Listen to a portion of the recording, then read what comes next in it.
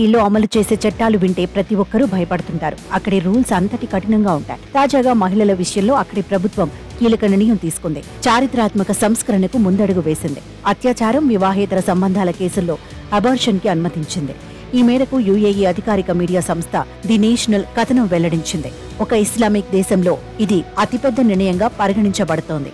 అయితే ఈ రూల్లో అత్యాచారం, వివాహేతర సంబంధం వల్ల మహిళలు గర్భం దాల్చితే దాన్ని తొలగించుకునేందుకు అనుమతి లభిస్తుంది.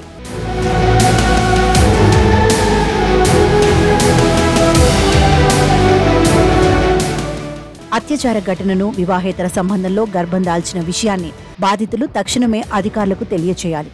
ఆ తర్వాత నిరూపించే నివేదికను పబ్లిక్ ప్రాసిక్యూషన్ నుంచి తీసుకురావాలని కొత్త రూల్ చెప్తోంది. మహిళల ఆరోగ్యాన్ని దృష్టిలో ఉంచుకొని 120 రోజుల్లోపు గర్భాన్ని మాత్రమే తొలగించేందుకు అనుమతి కల్పించింది.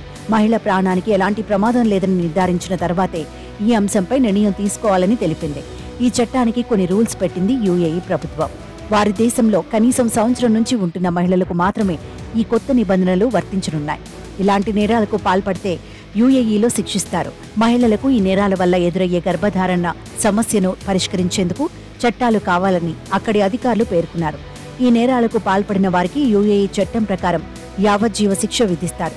ఒకవేళ అమ్మాయి 18 ఏళ్ల లోపు ఉంటే, దివ్యాంగురాలు అయితే మరణశిక్ష విధిస్తారు. ప్రస్తుతం యూఏఈ ప్రవేశపెట్టిన తీర్మానం అధికార గెజిట్లో ప్రకటించిన తర్వాత అమల్లోకి వస్తుంది.